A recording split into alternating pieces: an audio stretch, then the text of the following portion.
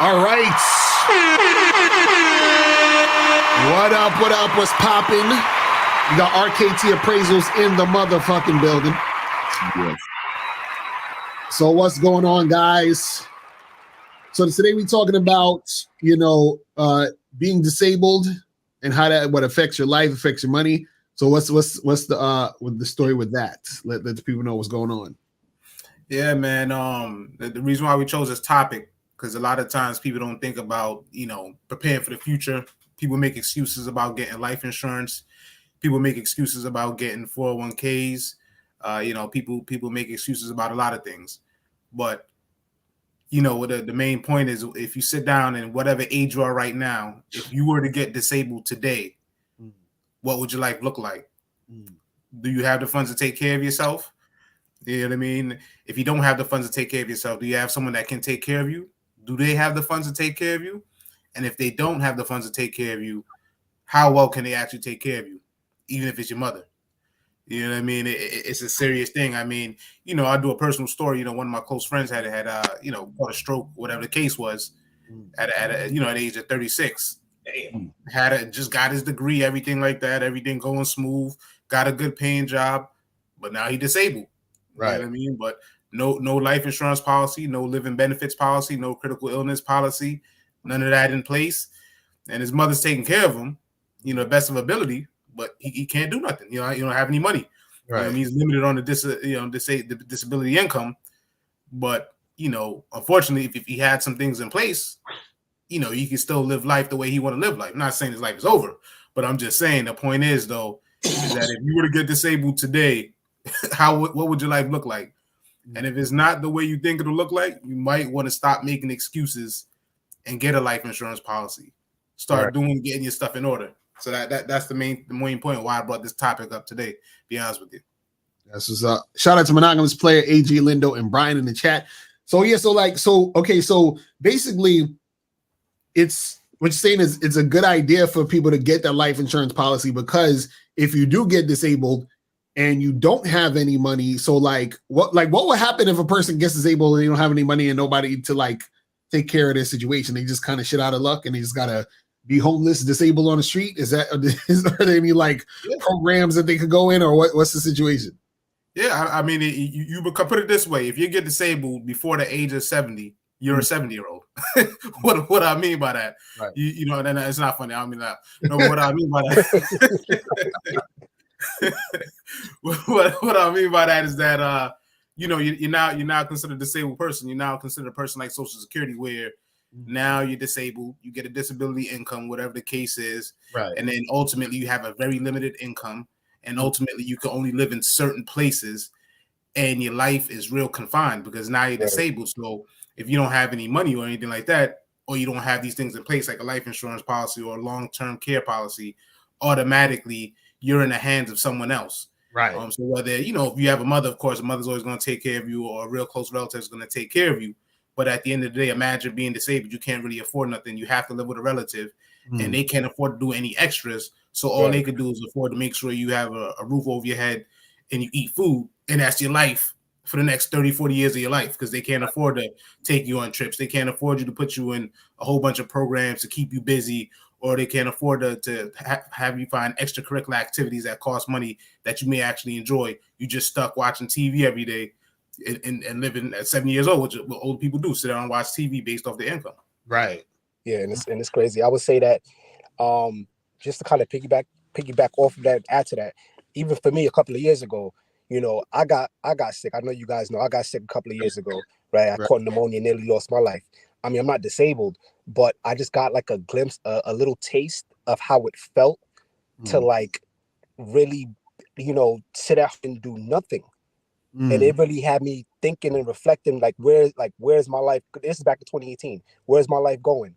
You know what I'm saying? Because it was like I couldn't do anything. I could barely get out of bed. Right. And then so I felt at that point, I felt disabled. Like I couldn't do anything. So that it really had me thinking. And then, me and Rashidi had, some conversations like, we got to make this thing happen. We got to make this thing work, because, if I didn't wake up, I wasn't satisfied with my life. And then for that 1 month, of not being able to go anywhere, that was like torture. Right. So imagine like you're like permanently disabled, you can't do nothing. And you know, at that time I was like what 29, 30 years old. You know, so it really is important that we set things in place now, because you don't really know what's gonna happen. It's like you only have but so much control of your own life. Right. So what does RKT Appraisals suggest? Like what kind of products, insurance products or financial products you guys have to kind of to set up contingencies for that type of shit? Because strokes can happen to anybody. Absolutely. So all of our products come with living benefits. Go ahead. That's fine. All of our products come with living benefits, right?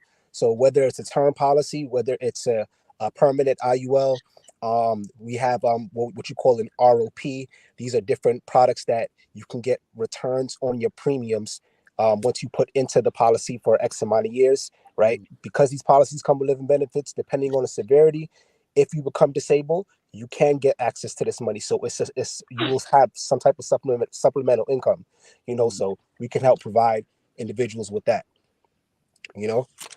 What'd you call them? Say them again?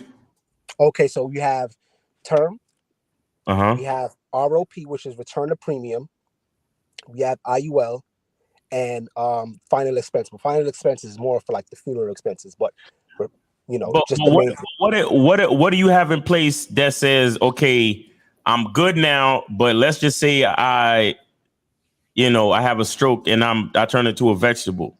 Right.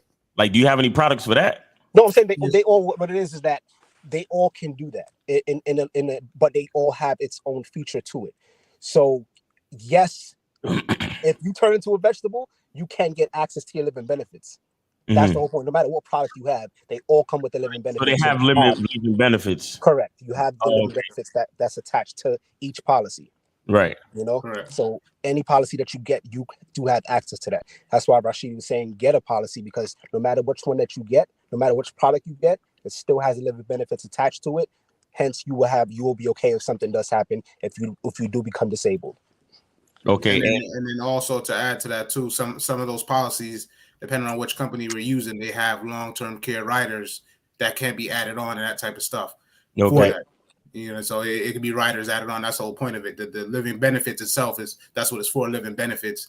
And the long-term care riders, if it's one of the companies we use for long-term care riders, it's literally for long-term care, stuff like that. We're long-term care, you know. Right. We got Alonzo Hall, the all-star advisor. He sells insurance too. He said he's telling the truth. I sell insurance too. Okay, that's what's up. See, there you go. You got somebody that's really about that life, knowing that y'all telling the truth. You feel what I'm saying about this shit? You feel what I mean? Also, for those who are watching YouTube, the YouTube app is something wrong with it. So it's been shutting down for a lot of people today for some reason. I don't know why. Oh, that happened to me earlier. I thought it was just me. I was like, damn. I thought it was my phone too, and I looked it up, and everybody's talking about the YouTube app is fucking up. Oh, so, shit! You see, everything on the internet is so fucking fickle, bro. Like this shit crazy. Like if YouTube is having issues, nigga. Yeah. let me find out Putin is pushing buttons and shit, and he about to start World War III. Exactly. That's how they do it. They first they get the internet, then they come after everybody else. But now that's the thing is like like it's interesting because I think people don't really think about this type of stuff, like how being disabled or something happening like that can affect your life, affect how you're able to make money, get money, and stuff like that. So what you guys are saying is that people gotta think beforehand, before any of that shit might happen, and then take precautions. So just in case it does, right, at least you'll be good. You feel what I'm saying? Right, because we can't change the disability of what will happen to a person, but how you're living while being disabled it makes all the difference in the world. And that's like the key factor. That's the important part to what we're trying to say. You know, just prepare yourself, because if it does happen, then at least you're better off. You're well off. You know, like there's like 61 million disabled people in America. Wow. That's a lot of disabled people. And you know, there's like 335 million people in America itself. Half of them niggas is just like super overweight motherfuckers though, who don't want to do shit. right? I mean, yeah, you're right. Obesity is a real thing. I mean, because I watched that episode of The Simpsons where he had a weekend to get to what 350 pounds so he could get disability. So wait, how many pounds you got to be considered disabled? Yeah, I don't know. That I don't know. Honestly, I'm not too sure. But there's like, I mean, to say disabled as far as for your weight, I'm not too sure. I'm really not too sure. There is like a height weight ratio that you're supposed to be, like a body mass index. Right. Yeah. I'm like probably 30 pounds overweight. I should be disabled and shit, right? I'm supposed to. I'm like 5'11". They say I'm supposed to be 180 pounds or some shit. That's too skinny. I'm like something like that. Yeah. As a matter of fact, excuse me. Is that when we're doing like our field underwriting, connecting with clients and trying to get some policies? That's like some of the questions that we have to ask because that matters. It's even getting the policy. It have to be the correct weight that matches the correct height. Right. It matters. Because if not, they'll deny you. That's crazy. So the thing is this, let's say if a person, right, is disabled, is it a situation where they family can can like a family do something on their behalf? Like, let's say I'm telling my cousin or my brother, whoever, yo, you need to get up on this insurance and shit. And they're like, whatever, I'll do it later and shit. Can you do it for them? Or is it it can't happen? You know what I'm saying? Do you mean get the policy for the cousin? Yeah. And the policy's in the cousin's name? Yes, right. So basically you're doing it for them because they're irresponsible. They're not gonna do it. They're lazy. They're just gonna forget about doing it. So can you do it on their behalf? Yeah, you can pay for your cousin's policy. Right. But the cousin as the insured, right? He still has to go through and not all the time, but sometimes the companies may ask to perform a medical. So your cousin would still have to go through the medical. But can you pay for the policy? Yes. Can you be the owner of the policy? Yes. Right. You can do that. Absolutely. That's to piggyback off of what Kareem said, Mr. Lucario, pretty much the only time they can do exactly what you said is if it's a kid. You know what I mean? Your kid's going your policy, therefore, it's a rider. You have complete control over that overall. No, so as an adult, you can own an adult's policy too. Yeah, but now I'm not talking about the owning part, but he's talking about like doing it for him completely. So if you have kids, you add them on as a kid, as a rider, from youth. That's the only time where you have complete control of just adding on a random child onto your policy. But as adults, you can't just add them on without them doing anything.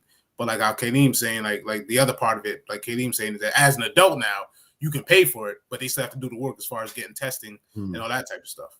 Right. So let me ask you this: how long, on average, let's say a person becomes disabled at 30, right? And then let's say hopefully they could live to be 60, 70, 80. They say they live to be 80. You know what I'm saying? How long of a policy do they need, or how much time does it take for them to be able to get enough money to live off of it for that long? Or is it just a consistent thing, throughout the years? So like the comment you had up where Alonzo had on there, where most policies will give you 75% of your policy.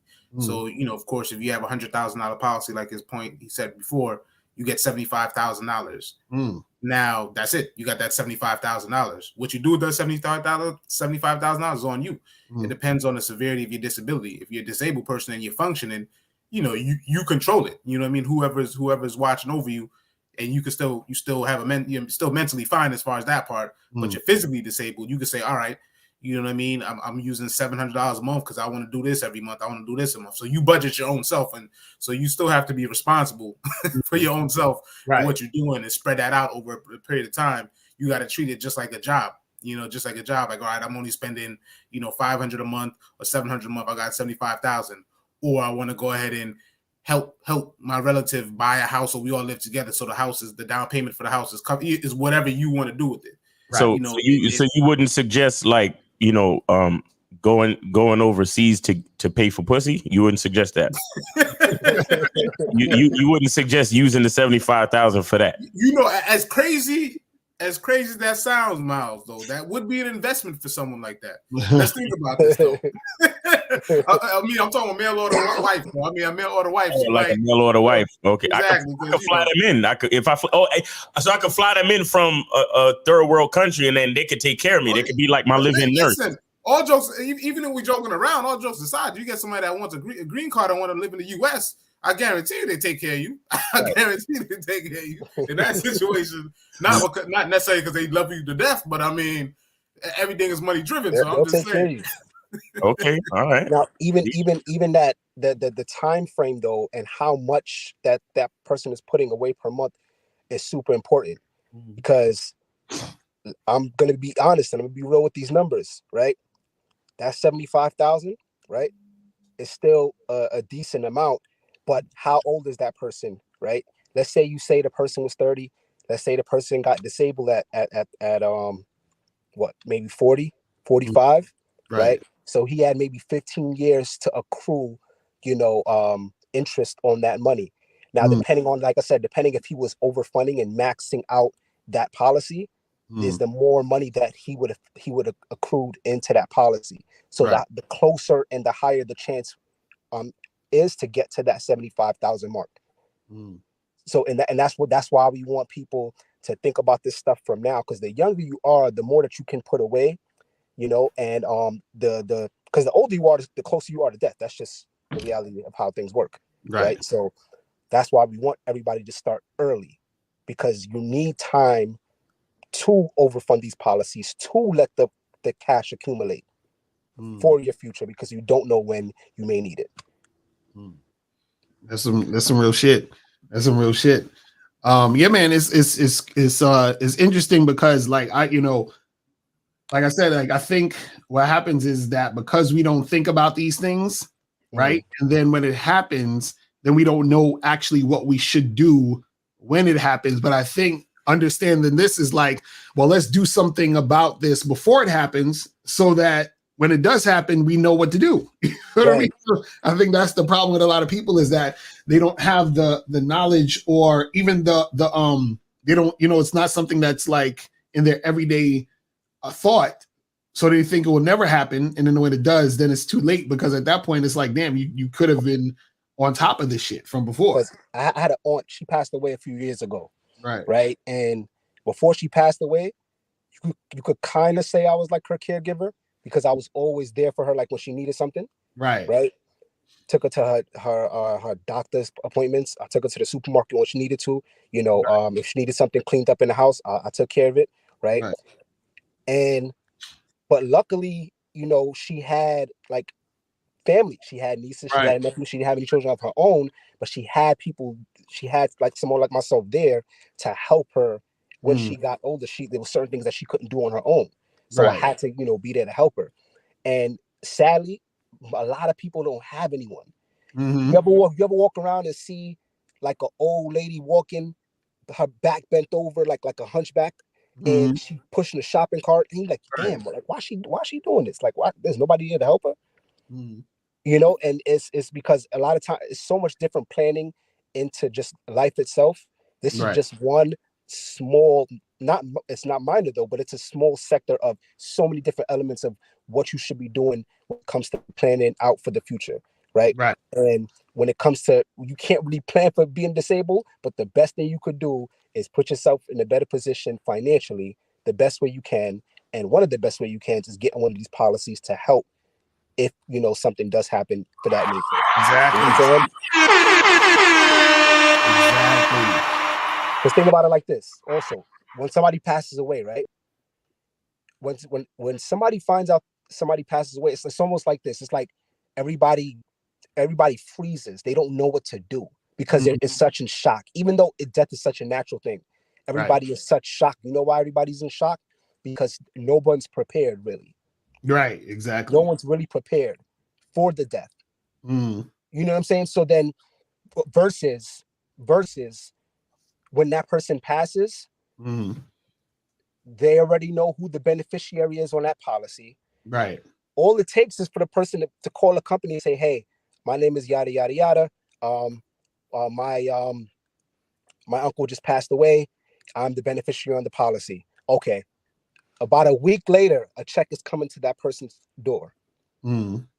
While Right. planning the funeral arrangements, Mm. while getting those things together. So everything is in place. And Mm. though it's a sad time, people can still function. Right. You get what I'm Mhm. saying? Right. And That's it's that's what it's about, man. It's about just preparing yourself for life. And and because I see so many disabled people all the time, and it's like, damn, how did you get here? Mm-hmm. Mm-hmm.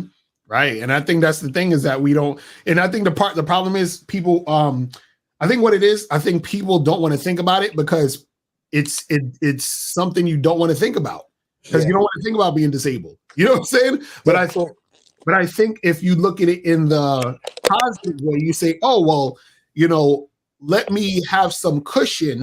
Mm-hmm. So if this happens, then I'll be good. You feel what I'm saying? And so I think that's the thing that it's because I think sometimes too, as because I do this sometimes too, where it's like I feel like some people feel like, oh, this would never happen to me. You know what I'm saying? Right, but that's not happened to me. Like, I'm healthy. I go to the gym. I'm good. I'm like, I don't get sick like that, so I'm good. I don't got to worry about that. You feel what I'm saying? That was me too. That was right. Me. You know what I'm saying? Point in time. That was me. No, you never know. You know what I mean? So it's like one of those things where you never know what could happen. You know what I'm saying? So I think like it's good to be able to get things going on all fronts. And the thing is this, I think like, because like you're saying, when you set up those policies, it's you set it up, they take the the money out your checking or whatever the fuck it is, and you don't even got to think about it. You feel what I'm saying? Think about it. Right. So then now 10 years pass by. Let's say something happened 10 years down the line. You're like, okay, cool. Well, at least for 10 years, I had this shit going. So I got something for this exact moment. You feel what I'm saying? So I think that's important. Absolutely. 100%. Real short. Real shit.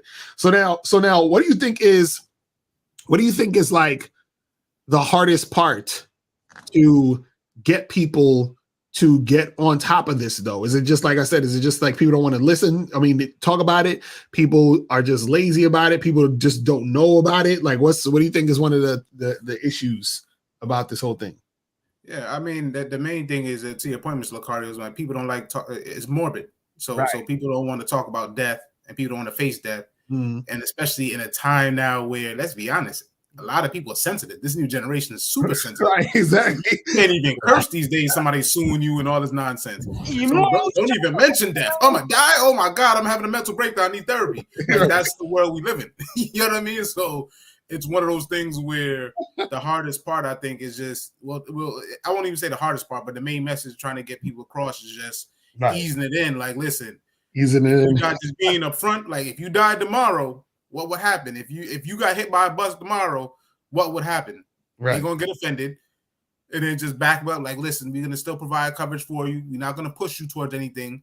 But after that, it's just constant follow up. That's what we have to do, just constant follow up, because you're gonna get annoyed when someone keep reminding you, like, okay, you okay with dying, even leaving your family members nothing? People get annoyed. They get upset, but they get upset. But keep reminding someone, like, oh, okay, I'm just checking. Oh, you got a son? If you died, you left them nothing, and it only cost you $100 a month. Right. I know times is hard, but $100 a month, you can't. But you left them nothing. Mm-hmm. Like, just reminders, slow reminders all the time. Just every once a month, once every 2 months, a little quick email. Just remind it. You want to get that policy? You ready? Don't even bother them. Just, you ready to get that policy yet? Just checking. That's it. Keep it simple. Right. And over time, eventually they do it. And the hope is on our end is that hopefully eventually they get it before something actually happens. Right. You know what I mean? God forbid type thing. And then also, I mean, we definitely talk to everyone. We do have like a target audience, right? We target a lot of married people, right? We target people that's age 25 and over. Reason being because at 25, you're supposed to be taking life seriously at that point. Not saying that you are, but there's a higher chance that you are, right? We talk to homeowners, right? And then we talk to people who pretty much work, You know, if you're single, if you making it at minimum 30-40K a year, and if you're a couple, 80 plus. And reason being is because, and that doesn't eliminate or disqualify anybody who's not in that in that realm. It's just that that's our key target, that's our key audience. Just because those are the people who are more likely to take life seriously when you have a family, when you have a home, when you're making a certain amount of money, so we just stick to our audience. I mean, at the end of the day, we're in financial services, so those are the people that we talk to. Right. Real talk. Real talk. And so Alonzo Hall, we could probably wrap this up after this. He said, can you talk to the features and benefits of different types of policies? Yeah, I mean, different policies do different things, so there's different benefits. So, for a term policy, that's what it's for. It's for a term, meaning 10 years to 30 years is normal term policies. What are the benefits of that type of policy? It's a lot more, definitely more affordable. It's super cheap. Those type of policies, they can range from like $50 to like $70 a month, $15 to $70 a month for a decent amount of coverage, but they only last that term. But the benefit, it won't hurt your pockets. It's affordable. It's an extremely low chance you're ever going to not pay it, because if you're only paying $20 a month, it's very rare that you can't afford that $20 a month if you value that product. You get living benefits with the products we offer now, so you still get living benefits if something happens, in the way you got to get 75% of that money if it falls under that category. Now, the con or the knock on that policy is that after that term is up, it runs out. And if you try to get another term, it's going to cost you more money because you're now a lot older, and it's going to cost you more money because now you're older and you may have more ailments. You may have high blood pressure, whatever the case is now at the time.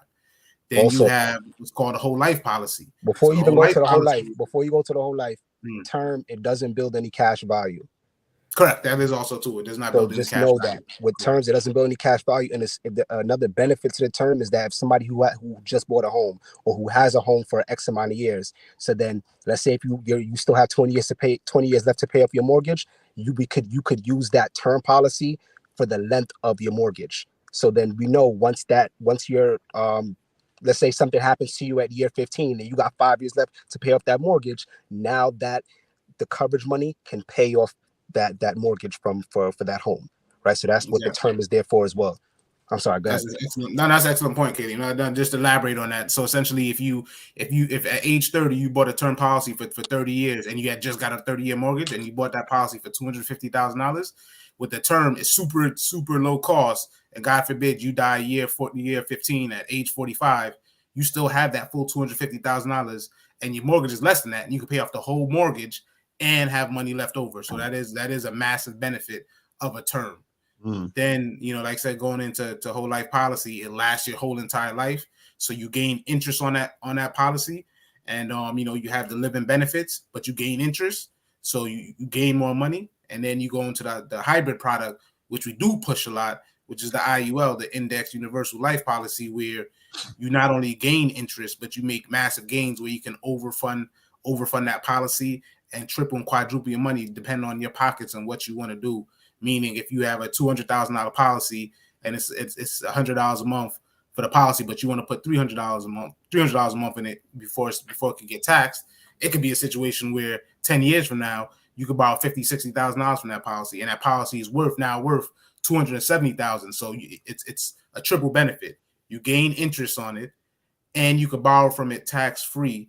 And at the end of the day, the value builds up. So as time goes on, like Kayleen said, if you started the policy at 30 and you're at age 60 and you first started the policy, the value was $200,000. By the time you're age 60, you're still alive.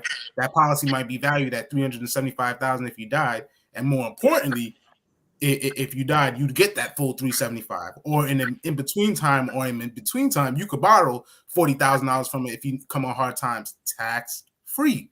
Right, so that's some of the key points and benefits from all three of these policies. The last two, quickly, I just want to go over is the return to premium.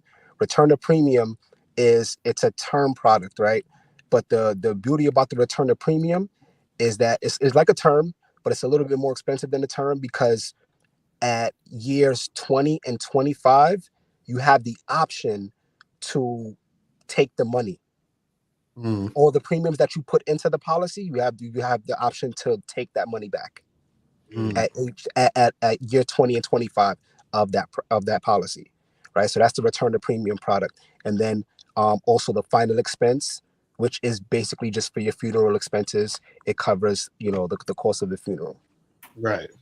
That's real shit, man. So listen, guys, you guys make sure y'all go to rktappraisals.com, hit up Kaleem and Rashidi. You feel what I'm saying? So that you guys could, get that shit cracking. You feel what I'm saying? Right. And, anything else you want to say before we wrap it up? And Alonzo, if you on the job, call RKT Appraisals. You know what I'm saying? Get on the team. Exactly. Absolutely. Collaboration. Definitely. Collaboration. It look like you know what you're talking about. I like it.